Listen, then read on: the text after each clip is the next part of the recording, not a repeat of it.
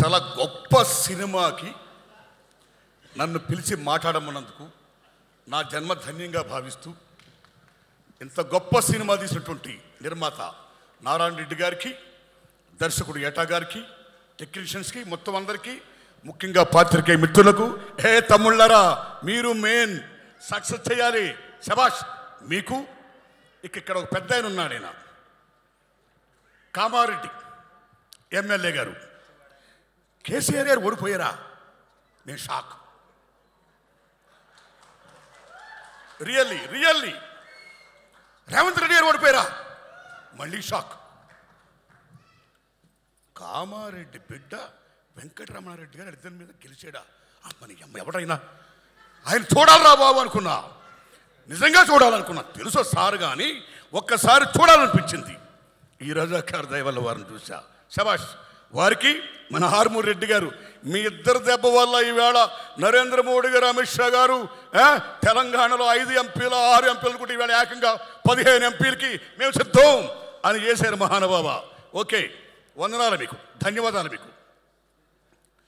మిత్రులారా, ఫస్ట్ ఒక పాప ఎవరో సర్దార్ వల్లభాయ్ పటేల్ జిందాబాద్ ఉంది. శభాష్. అమ్మ ఎవరు? వై? బికాస్ భారతదేశంలో 567 పైగా సంస్థానాలుంటే ఆ రోజుల్లో ముఖ్యంగా కశ్మీర్, జునాగఢ్, ట్రావెన్కోర్, నిజాం స్టేట్, ఈ నలుగురు కూడా మేం భారతదేశంలో విలీనం కావు. Junagadh and Nizam state, we want to join in Pakistan. Travancore మేము సొంతంగా ఉండదలుచుకున్నాం. కశ్మీర్ మేము సొంతంగా ఉండదలుచుకున్నాం అని క్లాష్ వస్తే ఇండియా ముక్కలైపోద్దా, చిన్న భిన్నం అయిపోద్దా, ఏమైపోద్ది భారతదేశం అని తాపత్రయపడుతున్న దోషుల్లో లార్డ్ మౌంట్ బాటన్ నుంచి బ్రిటిష్ వాళ్ళందరూ కూడా బ్రిటిష్ రూల్ చేయకపోతే ఇండియా ముక్క చెక్కలైపోద్దని ఎదురు చూస్తున్న తరుణంలో జవహర్లాల్ నెహ్రూ గారితో కొట్లాడిన ధీరాది ధీరుడు సర్దార్ వల్లభాయ్ పటేల్. అప్పుడు నెహ్రూ ప్రధానమంత్రి, సర్దార్ వల్లభాయ్ పటేల్ ఉప ప్రధాని, హోమ్ మినిస్టర్. మిస్టర్ నెహ్రూ, ఇప్పుడు కన్నా ఈ కన్నా మనం విలీనం చేయకపోతే we are going to lose our nation, Hinduism, country, India మొత్తం పోద్ది. నువ్వు చేస్తావా, నన్ను చేయమంటావా అని పటేల్ గారు అడిగితే నెహ్రూ అలగపూనాడు. అలగపూనప్పుడు నువ్వు అలగపూనుతున్నావు, very sorry, I'm going to resign my post అన్నాడు పటేల్.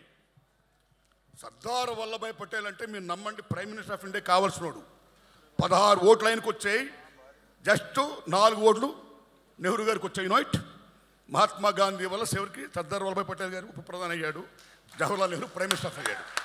That is Sardar Vallabhbhai Patel. ఆ సర్దార్ వల్లభాయ్ పటేల్ గారు నేను రాజీనామా చేస్తున్నాను అన్నాడు ఆయన. Nehru shock. Okay, you do it అన్నాడు ఆయన. ఎస్ అని, మిస్టర్ పటేల్ కశ్మీర్ జోలికి పోకు, కశ్మీర్ నాకు వదిలే అన్నాడు ఆయన. వై? ఇంకన్నీ మీకు తెలుసు, అదో పెద్ద సినిమా, మళ్ళీ ఏటా గారికి సినిమా తీస్తాడు ఆయన, అల్లూరుగా తీస్తారు లేకపోతే, రైట్? అప్పుడు మీరు నమ్మండి మిత్రులారా, నిజాం స్టేట్ని తెలంగాణ రైతాంగ సాయుధ పోరాటం, సుద్దాల అశోక్ గారు ఏం రాశాడు, ఈ తమ్ముడు భీమ్ ఏం పాటలు మ్యూజిక్ చేశాడు, భారతీ ఉయ్యాలు ఏం పాటలు ఇంకో తమ్ముడు రాశాడు.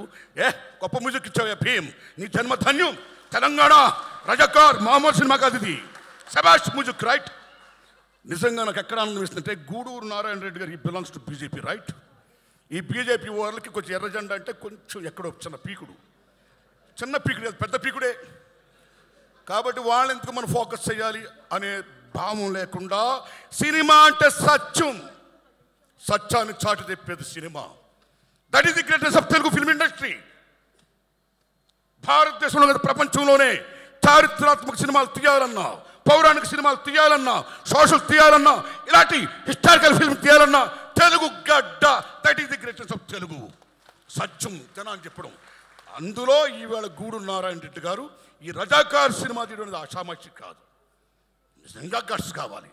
అల్లూరు గారు అన్నట్టు, ఆ సొమ్మ అన్నట్టు నిజంగా గట్స్ కావాలి. వై గట్స్ ఎందుకు కావాలంటే, స్వతంత్రం వచ్చినాడైనా మీరు నమ్మండి, తెలంగాణ సెప్టెంబర్ 17ని విలీనం చేద్దామా, విమోచనం చేద్దామా, దినోత్సవాలు ఐక్యం చేద్దామని తాపత్రయపడుతున్న రోజుల్లో ఇవాళ బీజేపీ వాళ్ళు బ్రహ్మాండంగా ఏదో వాళ్ళు రూల్ చేస్తున్నారండి. అలాంటి రజాకార్ సినిమా ఇవాళ రావడం అనేది సత్యాన్ని జనాన్ని చెప్పడం అనేది. బికాజ్ ఇందాక ఇంద్రరాజు గారు అన్నారు మంచి మాట, this is not active Muslim film, right? సత్యం ఇది. But Muslim state Mir Osman Ali Khan, Qasim Razvi, Sardar Vallabhbhai Patel ముగ్గురు బ్రహ్మాండమైన యాక్టర్ని ఏట గారు పెట్టాడు. నేను శభాష్, అచ్చు అలాగే ఉన్నారు వాళ్ళు. శభాష్. Character fitness is most important, right? మీరు నమ్మండి మిత్రులారా, ఆనాడు తెలంగాణ రైతాంగ సాయుధ పోరాటం కానీ, వందే మాతర ఉద్యమం కానీ బీభత్సంగా సాగుతున్న రోజుల్లో మీర్ ఉస్మాన్ అలీ ఖాన్ షాక్డ్. నిజాం స్టేట్ అయిపోద్దు, వాట్ టు డూ. ఇవాళ రెండు కళ్ళ సిద్ధాంతం అని మనం చెప్పుకుంటాము చూడండి. ఆ రోజుల్లోనే హిందువులు ముస్లింలు నాకు రెండు కళ్ళు అని he wants to rule Nizam state. కానీ ఎక్కడో షేక్ అవుతున్నాడు. He wants to save his Kingdom. దానికోసం అప్పుడు ఏం చేశాడంటే, ఈవేళ ఏ ఎంఐఎం ఉందో అది లాతూర్లో ముస్లిం ఫండమెంటలిస్ట్, ఓ ముస్లిం పెద్ద ఆయన ఏర్పాటు చేశాడు ఎంఐఎం పార్టీని. దానికి నాయకుడు ఎవరండి? మీర్ ఉస్మాన్ అలీ ఖాన్ కాదు, కాసిం రజ్వీ. అప్పుడు నిజాం స్టేట్ అంటే తెలంగాణలో 12 జిల్లాలు, 8 జిల్లాలు, మహారాష్ట్ర 5 జిల్లాలు, కర్ణాటక 3 జిల్లాలు. This is Nizam state. అప్పుడు కాసిం రజ్వీని పిలిపించి, నా సామ్రాజ్యాన్ని నువ్వు కాపాడు, ఏం చేస్తావు చెయ్యన్నాడు ఆయన. అప్పుడు ఆయన రజాకార్ అనే ఒక సంస్థను ఏర్పాటు చేశాడు. What is the meaning of Razakar? ముస్లిం మత సేవకుడు, ముస్లిం మత పరిరక్షకుడు. వార్ ది పరిరక్షకాస్ ఆఫ్ ముస్లిమ్స్. ఇస్లాం స్టేట్ కావాలి అని రజాకార్ని మొత్తం సైన్యాన్ని ఏర్పాటు చేశాడు.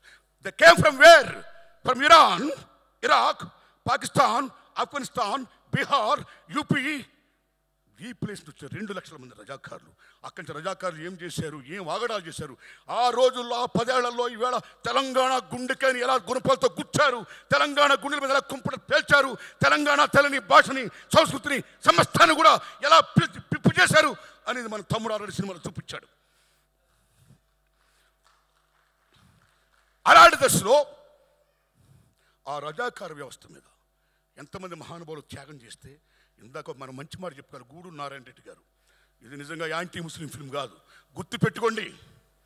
ఆ రోజుల్లో కాసిం రజ్వీ మీద ప్రప్రదంగా అటాక్ ఇచ్చిన వీరాది వీరుడు, సూరాది సూర్యుడు, గ్రేట్ ఇంతియాజ్ పత్రిక editor and writer Shoebullah Khan. తాలో షోయబుల్లా ఖాన్, మిస్టర్ నిజాం మీర్ ఉస్మాన్ అలీ ఖాన్. హిందువులు ముస్లిం 2 కళ్ళు అంటావు, ఏది? హిందువులు చంపుడు పాడవేనా నీ 2 కళ్ళ సిద్ధాంతం? Mister Qasim Razvi, don't be like Muslim fundamentalist. మానవత్వంతో ఉండు. చూసుకోండి మిత్రులారా, అల్లాను పూజించే వాళ్ళు ఎవరో కూడా హిందూ దేవాలయానికి వచ్చి రాముని పూజించరు.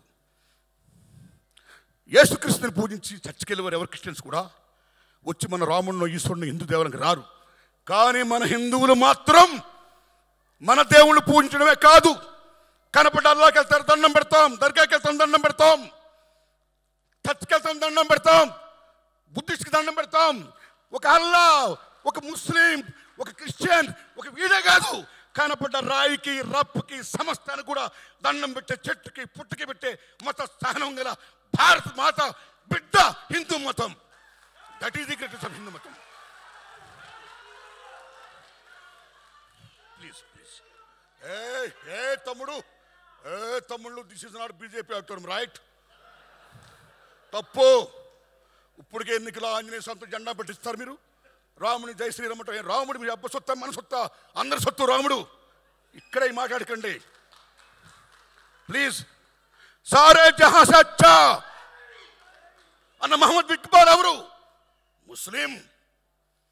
ఆయన సారే జహా సే అచ్చా హిందుస్థాన్ హమారా అన్నాడు, కానీ సారే జహా అచ్చా పాకిస్తాన్ హమారా Allah. That is Iqbal. Unite. జై హింద్ టైంలో సుభాష్ చంద్రబోస్ రెజిమెంట్కి నాయకుడైన ఒక ముస్లిం సోదరుడు, మీరు నమ్మండి మిత్రులరా, 1907లో పిళ్ళయ్య గారు అన్న కనుగొన్నాడు జై హింద్ అనే పదం పెట్టాలని. పిళ్ళై స్వతంత్ర సంగ్రామ పోరాట యోధుడు. 1940లో బోస్ రెజిమెంట్ అని పేరు పెడితే బాగుంటుందని చెప్పిన, జై హింద్ అంటే బాగుంటుందని చెప్పిన మహానుభావుడు ముస్లిం సోదరుడు. ఆయన జై హింద్ అనమాట, కానీ జై పాకిస్తాన్ అని మళ్ళా. అరే భాయ్, వాట్ షోయబుల్లా ఖాన్ మీరు నమ్ముతారా? తెలంగాణ సాయుధ పోవడానికి 3 మూర్తులు డిసిషన్ తీసుకున్నారు యుద్ధం చేద్దామని. ఆ 3 మూర్తులు ఎవరో తెలుసా? రావి నారాయణ రెడ్డి, ఆటో Ramachandra Reddy, third one is Makhdoom Mohiuddin. That is Muslims. Hindu Muslim bhai bhai. This film belongs to చరిత్ర. రజాకారులు మామూలు దుర్మార్గం చేయాల, బతుకమ్మలను ఆడించారు, వ్యవస్థలను చేసి ఆడించిన మీద పరమ దుర్మార్గంగా ఎక్కడ హిందూ దేవాలయాలు కనపడితే ముక్కలు చేసుకుంటూ పోయారు. నిజాం స్టేట్ కన్నా ఎగ్నిస్ట్కి వెళితే 4 కోసత్తాలు చంపేశారు. చివరికి మీ ఆయనలు ఎక్కడ, మీ అన్నలు ఎక్కడ, మీ బాబులు ఎక్కడ అని చెప్పి పాలిస్తున్న బాలింతను కూడా వదలకుండా ఆ బాలింతల పాలు తీసుకుని కక్కించి పిండించి కాఫీ చేసుకుని తాగి బేబత్సాలు చేసి వెళ్ళారు రజాకారులు. దుర్మార్గం దుర్మార్గం దుర్మార్గం. ఆ దుర్మార్గం అనేది చరిత్రకి జనాన్ని చెప్పడం గట్స్ కావాలి. కాబట్టి ఆ గట్స్ చెప్పిన గూడూరు నారాయణ రెడ్డి గారికి నేను సెల్యూట్ చేస్తున్నాను. బికాస్ ఎవడైనా మతాన్ని పూజించుకోవచ్చండి, but don't be like fundamentalist. మత పిచ్చోళ్ళు మనం కావద్దు. We are secularist, we are Indians.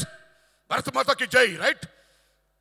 So ఆ దశలో ఎంత గొప్ప సినిమా తీసినందుకు, ఇది మామూలు విషయంగా ఈ సినిమా రజాకార్ హోల్ హార్టెడ్లీ ఈ సినిమాని మొత్తం చూపించండి సార్. ఏ మతంలో ఉన్నా సరే ఫండమెంటలిజం ఉండకూడదు, అందరినీ సాధారణంగా మనం పూజించుకోవాలి. అల్లా ఏం చెప్పాడు? బేబత్సాలు చేయమన్నాడా? ఆదుకోమన్నాడు. రాముడు ఏం చెప్పాడు? చంపమన్నాడా? ఆదుకోమన్నాడు. అరే, వాట్ ఈస్ ది రిలిజియన్? మతం అంటే ఏంటి? What is the meaning of Hinduism?